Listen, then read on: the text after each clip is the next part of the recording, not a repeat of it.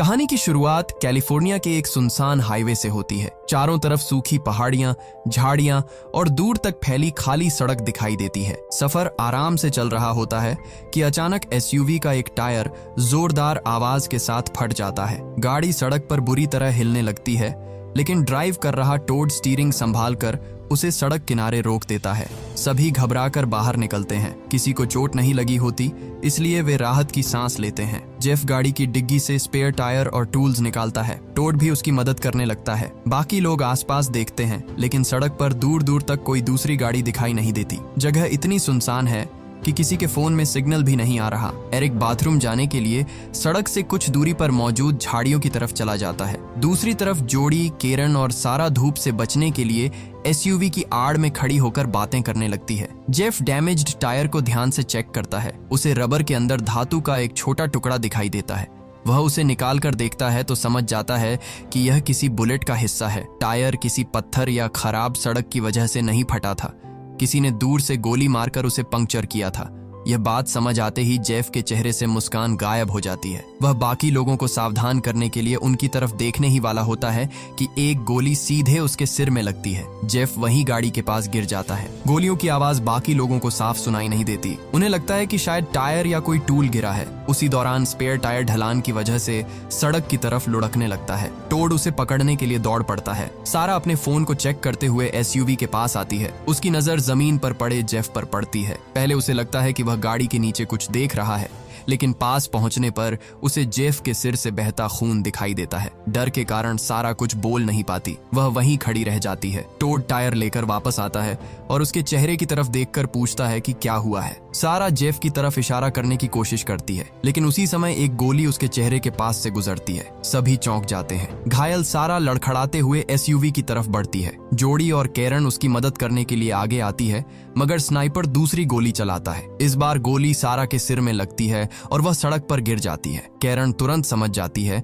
कि दूर कहीं कोई शूटर छिपा हुआ है। वह जोड़ी और टोड को चिल्लाकर एसयूवी के पीछे आने के लिए कहती है। जोड़ी नीचे झुकते हुए गाड़ी की आड़ में पहुंच जाती है। टोड भी तेजी से उनकी तरफ दौड़ता है। स्नाइपर उस पर गोली चलाता है जो उसके हाथ और बांह के पास लगती है। टोड किसी तरह खुद को एसयूवी के पीछे खींच लेता है। झाड़ियों की तरफ गया एरिक गोलियों की आवाज सुनकर वापस मुड़ता है। वह बाकी लोगों तक पहुंचना चाहता है, लेकिन खुले रास्ते पर आते ही उसके पास मिट्टी में एक गोली लगती है। वह तुरंत पास मौजूद एक मोटे पेड़ के पीछे छिप जाता है। अब 3 लोग एसयूवी के पीछे फंसे हुए हैं और एरिक उनसे कुछ दूरी पर पेड़ की आड़ में है। बीच का पूरा हिस्सा खुला हुआ है। इनमें से कोई भी अपनी जगह छोड़कर दूसरे तक नहीं पहुंच सकता। टोड की बांह से लगातार खून बह रहा है। जोड़ी उसका घाव दबाने की कोशिश करती है। केरन एसयूवी की मेटल बॉडी पर लगे बुलेट मार्क्स देखकर अंदाजा लगाती है कि शूटर काफी दूर बैठा है और किसी पावरफुल राइफल का इस्तेमाल कर रहा है। केरन को वेपन्स के बारे में थोड़ी जानकारी है, क्योंकि उसके परिवार के कुछ लोग मिलिट्री में रह चुके हैं। वह बाकी दोनों को समझाती है कि शूटर सीधे उन्हें नहीं देख पा रहा होगा। वह स्कोप की मदद से उनकी हर मूवमेंट पर नजर रख रहा है। उनके पास कई मोबाइल फोन्स हैं, मगर किसी में नेटवर्क नहीं आता। टोड एक फोन को सेल्फी स्टिक के साथ बांधकर एसयूवी के ऊपर उठाता है ताकि ऊंचाई पर सिग्नल मिल सके। फोन पर सिग्नल की एक लाइन दिखाई देने लगती है, लेकिन कॉल करने से पहले स्नाइपर उस पर गोली चला देता है। मोबाइल टूटकर नीचे गिर जाता है। इससे साफ हो जाता है कि स्नाइपर उन्हें केवल मारना नहीं चाहता, वह उनकी हर कोशिश को रोक रहा है और जानबूझकर उनके साथ खेल रहा है। जोड़ी पूछती है कि आखिर वह आदमी कौन है और उन्हें क्यों मार रहा है। केरन के पास इसका कोई जवाब नहीं होता। उनमें से किसी ने इस रास्ते पर किसी से झगड़ा नहीं किया और न ही वे आसपास के किसी व्यक्ति को जानते हैं। टोड गाड़ी की तरफ देखकर कहता है कि अगर वे एसयूवी को स्टार्ट कर ले तो यहाँ से निकल सकते हैं। समस्या यह है कि ड्राइवर साइड का दरवाजा स्नाइपर की तरफ खुलता है। वहां पहुंचते ही वह आसानी से निशाना बन जाएगा। केरन अपनी हुडी को एक लंबे टूल के ऊपर लगाकर एसयूवी की छत के दूसरी तरफ उठाती है। दूर से वह किसी इंसान के सिर जैसी दिखाई देती है। स्नाइपर उस हुडी पर गोली चलाता है। गोली चलते ही टोड एसयूवी का दरवाजा खोलकर अंदर घुसने की कोशिश करता है। वह ड्राइवर सीट तक पहुंच तो जाता है, लेकिन शूटर लगातार विंडशील्ड और दरवाजों पर फायर करने लगता है। ग्लास टूटने लगता है और टोड को सीटों के नीचे झुकना पड़ता है। वह इग्निशन चेक करता है मगर गाड़ी तुरंत स्टार्ट नहीं होती। लगातार गोलियां चलने के कारण उसे वापस एसयूवी के पीछे आना पड़ता है। दूसरी तरफ एरिक अपने फोन का कैमरा चालू करता है। वह सीधे पेड़ के पीछे से बाहर नहीं देख सकता, इसलिए फोन को धीरे धीरे किनारे से निकालकर सामने मौजूद पहाड़ियों और पेड़ों का वीडियो रिकॉर्ड करता है। स्नाइपर फोन को नहीं देख पाता। कुछ देर रिकॉर्डिंग करने के बाद एरिक मोबाइल वापस खींचता है और वीडियो को जूम करके अलग अलग पेड़ों को चेक करने लगता है। एक ऊंचे पेड़ की शाखाओं के बीच उसे हल्की मूवमेंट दिखाई देती है। ध्यान से देखने पर राइफल का बैरल और एक व्यक्ति की परछाई नजर आती है। स्नाइपर जमीन पर नहीं बल्कि सड़क से काफी दूरी पर एक पेड़ के ऊपर छिपा हुआ है।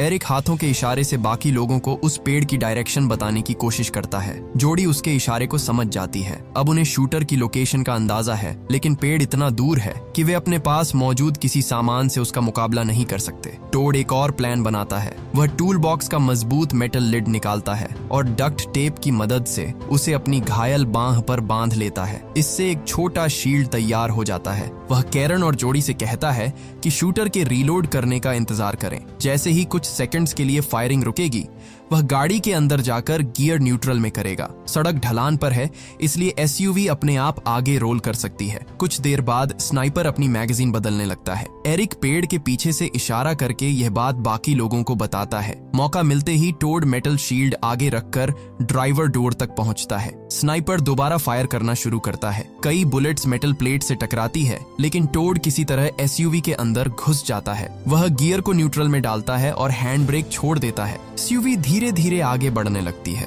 जोड़ी और कैरन उसके साथ साथ उसकी आड़ में चलती है। कुछ सेकंड्स के लिए उन्हें लगता है कि प्लान काम कर गया है, लेकिन सड़क का ढलान उन्हें सुरक्षित दिशा में ले जाने के बजाय एसयूवी को दूसरी तरफ मोड़ने लगता है। शूटर भी उनका प्लान समझ जाता है। वह गाड़ी के दूसरे टायर पर गोली मारता है। टायर फटते ही एसयूवी एक तरफ झुककर रुक जाती है। उसी डिस्ट्रैक्शन का फायदा उठाकर एरिक अपने पेड़ से निकलकर एसयूवी की तरफ दौड़ता है। वह आधा रास्ता पार कर लेता है, लेकिन स्नाइपर उसे देख लेता है। पहली गोली एरिक के एक पैर में लगती है। वह गिरते गिरते खुद को संभाल कर आगे बढ़ता है। दूसरी गोली उसके दूसरे पैर में लगती है। अब वह चल नहीं सकता, फिर भी हाथों की मदद से जमीन पर घिसटते हुए एसयूवी तक पहुंचने की कोशिश करता है। स्नाइपर उसकी पीठ के पास एक और गोली चलाता है। एरिक वहीं खुले रास्ते पर गिर जाता है। वह जिंदा है, लेकिन अब उसके और बाकी लोगों के बीच कोई कवर नहीं बचा। उधर टोड की बांह का घाव और गंभीर हो रहा है। बुलेट पूरी तरह अंदर नहीं गई, मगर ब्लीडिंग रुक नहीं रही। केरन टूल बॉक्स में मौजूद हैमर और लाइटर निकालती है। वह हैमर के मेटल वाले हिस्से को लाइटर की फ्लेम पर गर्म करती है। जोड़ी समझ जाती है कि वह क्या करने वाली है। टोड को दर्द का अंदाजा हो जाता है,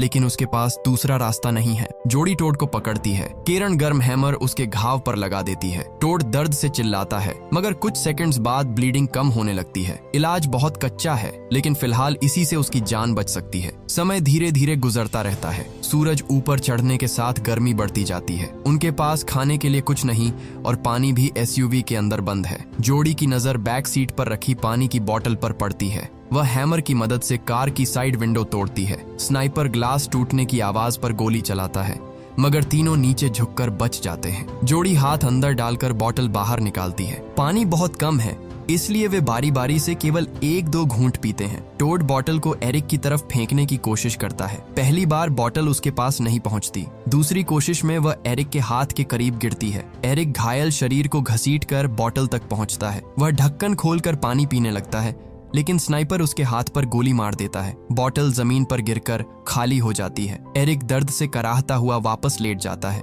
शूटर ने उसे मारने के बजाय जानबूझकर पानी उससे छीन लिया था। दोपहर से शाम होने लगती है। लंबे समय तक एक ही जगह फंसे रहने के कारण सभी की हालत खराब है। गर्मी, चोट और डर ने उन्हें कमजोर कर दिया है। जोड़ी अपने फोन में टाइम देखती है। उसे याद आता है कि आज उसकी छोटी बहन का बर्थडे है। उसने वादा किया था कि वह शाम तक घर पहुंच जाएगी। नेटवर्क न होने के कारण वह कॉल नहीं कर सकती। वह धीमी आवाज में अपनी बहन के लिए हैप्पी बर्थडे गाना शुरू करती है। आसपास केवल गोलियों से डैमेज्ड एसयूवी, दोस्तों की लाशें और सुनसान सड़क है। फिर भी वह पूरा गाना गाती है जैसे उसकी बहन उसे सुन रही हो। टोड सारा की बॉडी की तरफ देखता रहता है। कुछ पक्षी उसके आसपास मंडराने लगे हैं। वह यह दृश्य सहन नहीं कर पाता। अब सारा उसके सामने मरी पड़ी है और वह उसे सुरक्षित जगह तक भी नहीं ले जा सकता। टोड धीरे धीरे एसयूवी की आड़ से बाहर आने लगता है। जोड़ी उसे रोकने की कोशिश करती है, मगर वह उनकी बात नहीं सुनता। वह स्नाइपर की खुली रेंज में चलते हुए सारा की बॉडी तक पहुंचता है। हैरानी की बात है कि शूटर उस पर गोली नहीं चलाता। टोड सारा के पास बैठता है,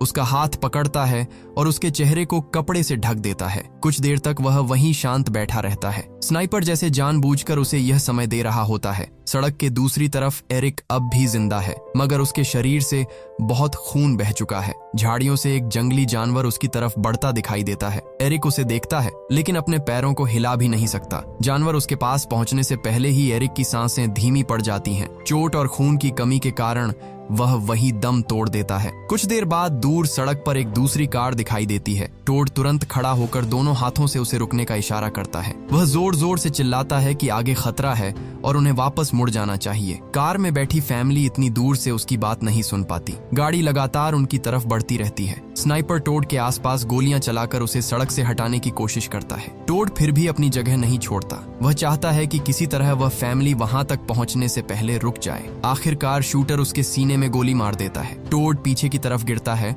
और सारा के पास ही दम तोड़ देता है। जोडी और केरन एसयूवी के पीछे से ये सब देखती रह जाती है। कुछ सेकंड्स बाद फैमिली की कार घटनास्थल के करीब पहुंचती है। गाड़ी एक महिला चला रही होती है, उसके साथ उसका हस्बैंड और उनकी छोटी बेटी है। महिला सड़क पर पड़ी बॉडीज देखकर घबरा जाती है। वह ब्रेक लगाने की कोशिश करती है, लेकिन स्नाइपर उसके हाथ पर गोली मार देता है। दर्द के कारण उसका स्टीयरिंग से कंट्रोल छूट जाता है। कार सड़क से बाहर जाकर पलटती है। कई बार घूमने के बाद वह एसयूवी से कुछ दूरी पर रुक जाती है। टक्कर के दौरान छोटी बेटी विंडो से बाहर जा गिरती है, जबकि उसके माता पिता कार के अंदर फंस जाते हैं। महिला किसी तरह बाहर निकलती है। उसका हाथ घायल है और उसे समझ नहीं आता कि गोली कहां से आई। वह अपनी बेटी को सड़क किनारे पड़ा देखकर उसकी तरफ बढ़ती है। जोडी और कैरन उसे एसयूवी के पीछे आने के लिए चिल्लाती है। वे बताती हैं कि पेड़ पर स्नाइपर छिपा है, लेकिन घबराई हुई महिला उनकी बात ठीक से नहीं समझ पाती। वह बेटी तक पहुंचने ही वाली होती है कि स्नाइपर उसे गोली मार देता है। उसका हस्बैंड कार से बाहर निकलकर अपनी पत्नी को पकड़ता है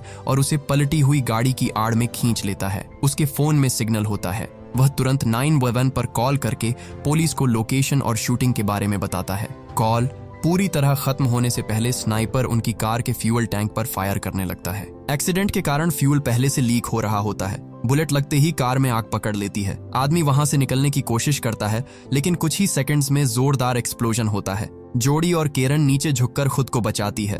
आग की लपटों में फैमिली के माता पिता की मौत हो जाती है। उनकी बेटी अभी भी सड़क किनारे घायल पड़ी है। कुछ देर बाद उसे होश आता है। वह उठने की कोशिश करते हुए अपने माता पिता को आवाज देती है। जोडी उसे अपनी तरफ आने का इशारा करती है, मगर बच्ची घायल होने के कारण ठीक से चल नहीं पाती। स्नाइपर उस पर भी गोली चला देता है। अब जोडी और केरन समझ जाती है कि वह आदमी किसी को जिंदा छोड़ने वाला नहीं है। दिन खत्म होने वाला है और उनके पास केवल अंधेरे का इंतजार करने का रास्ता बचा है। केरन आसपास मौजूद सामान को देखकर एक प्लान बनाती है। वह एसयूवी के डैमेज टायर्स और अंदर मौजूद रबर के हिस्सों को निकालती है। जोडी और केरन थोड़ी थोड़ी देर में गाड़ी के अंदर रबर और कपड़ों के टुकड़े जलाने लगती है। कुछ ही समय में एसयूवी के आसपास काला धुआं फैल जाता है। हवा धुएं को स्नाइपर वाले पेड़ की दिशा में ले जाती है। अब शूटर को उनकी एग्जैक्ट पोजीशन साफ दिखाई नहीं देती। दोनों नीचे झुककर एसयूवी से बाहर निकलने की तैयारी करती है। केरन जंगल की तरफ भागना चाहती है। पेड़ों के बीच पहुंचने के बाद स्नाइपर के लिए उन्हें निशाना बनाना मुश्किल होगा। वे बाहर निकलती ही हैं कि दूर से सायरन और हेडलाइट्स दिखाई देती है। 911 कॉल मिलने के बाद पुलिस घटनास्थल तक पहुंच चुकी है। एक टैक्टिकल व्हीकल में कई आर्म्ड ऑफिसर्स आते हैं। उनमें 2 मार्क्समैन भी मौजूद हैं। पुलिस रोड पर बॉडीज और जली हुई कार देखकर तुरंत पोजीशंस लेने लगती हैं। ऑफिसर्स को स्नाइपर की एग्जैक्ट लोकेशन नहीं पता। जोडी धुएं के बीच से चिल्लाकर उन्हें पेड़ की डायरेक्शन बताने की कोशिश करती है। व्हीकल के अंदर बैठा एक ऑफिसर रेडियो पर बैकअप मांगता है। उसी समय स्नाइपर धुएं के बीच हल्की मूवमेंट देखकर गोली चलाता है। बुलेट ऑफिसर के चेहरे पर लगती है और ड्राइवर का व्हीकल पर कंट्रोल छूट जाता है। पुलिस व्हीकल आगे की तरफ बढ़ने लगता है। पीछे बैठा एक मार्क्समैन संतुलन खोकर नीचे गिरता है। जमीन पर आते ही शूटर उसे भी गोली मार देता है। केरन जोडी से कहती है कि पुलिस के पहुंचने के बाद भी स्थिति नहीं बदली। अगर वे यहीं रुकी रहीं तो अगली गोली उन्हें लगेगी। वह स्मोक की आड़ में जंगल तक भागने का फैसला करती है। जोडी बहुत डरी हुई है। वह मानती है कि पुलिस शायद उन्हें बचा सकती है। केरन उसे साथ चलने के लिए कहती है, लेकिन जोडी कुछ सेकंड्स तक अपनी जगह से नहीं हिलती। केरन अकेली जंगल की तरफ दौड़ पड़ती है। धुएं की वजह से स्नाइपर उसका पहला मूवमेंट मिस कर देता है। वह कुछ दूरी तय कर लेती है, मगर हवा का रुख बदलते ही स्मोक हटने लगता है। शूटर को उसकी परछाई दिखाई देती है। एक गोली केरन को लगती है और वह जमीन पर गिर जाती है। वह उठने की कोशिश करती है, लेकिन दूसरी गोली के बाद उसकी मूवमेंट बंद हो जाती है। अब 6 स्टूडेंट्स में केवल जोड़ी जिंदा बची है। पुलिस व्हीकल धीरे धीरे उसके पास आकर रुकता है। 2 बचे हुए ऑफिसर्स उसे अपनी तरफ बुलाते हैं। जोड़ी नीचे झुककर उनके पास पहुंचती है और स्नाइपर वाले पेड़ की तरफ इशारा करती है। ऑफिसर्स अपने राइफल से उस डायरेक्शन में फायर करते हैं। पेड़ काफी बड़ा है और शूटर ब्रांचेस के बीच छिपा हुआ है। अंधेरे, स्मोक और डिस्टेंस के कारण उनकी बुलेट सही जगह नहीं पहुंचती। स्नाइपर जवाब में एक ऑफिसर को गोली मार देता है। दूसरा ऑफिसर अपनी पोजीशन बदलकर उसे निशाना बनाने की कोशिश करता है, मगर शूटर उसे भी खत्म कर देता है। जोड़ी पुलिस व्हीकल के पास अकेली रह जाती है। उसके चारों तरफ उसके दोस्तों और ऑफिसर्स की बॉडीज पड़ी है। वह जानती है कि अगर वह कवर से बाहर निकली तो स्नाइपर उसे भी मार देगा। वह व्हीकल के अंदर घुसती है और इंजन स्टार्ट करती है। शूटर विंडशील्ड पर फायर करता है। ग्लास टूटकर जोड़ी के चेहरे और कंधे के पास लगता है। एक गोली उसके कंधे को घायल कर देती है, लेकिन इस बार जोड़ी वहां से भागने की कोशिश नहीं करती। उसे एरिक के फोन से पता चली स्नाइपर की लोकेशन याद है। वह स्टीयरिंग सीधे उसी पेड़ की तरफ मोड़ देती है। व्हीकल तेजी से सड़क छोड़कर पहाड़ी और झाड़ियों के बीच आगे बढ़ता है। स्नाइपर लगातार उस पर बुलेट्स चलाता है, मगर जोड़ी स्पीड कम नहीं करती। वह जानबूझकर पुलिस व्हीकल को पूरी ताकत से उस पेड़ में टकरा देती है जिस पर शूटर बैठा हुआ था। जोरदार टक्कर से पेड़ हिल जाता है। स्नाइपर संतुलन खोकर शाखाओं से नीचे गिरता है। उसकी राइफल भी उससे दूर जमीन पर जा गिरती है। जोड़ी घायल हालत में व्हीकल से बाहर निकलती है। वह जमीन पर पड़ी स्नाइपर राइफल उठा लेती है। पहली बार शूटर उसके सामने है, लेकिन उसका चेहरा साफ दिखाई नहीं देता। वह आदमी गिरने के बाद भी जिंदा है। उसके पास अब राइफल नहीं है, इसलिए वह एक नाइफ निकालकर जोड़ी की तरफ बढ़ता है। जोड़ी राइफल का निशाना उस पर लगाकर फायर करती है। पहली गोली उसके शरीर में लगती है। वह दूसरी और तीसरी गोली चलाती है, मगर शूटर फिर भी उसकी तरफ आने की कोशिश करता है। कुछ और बुलेट्स लगने के बाद वह जमीन पर गिर जाता है। जोड़ी राइफल दोबारा चलाने की कोशिश करती है,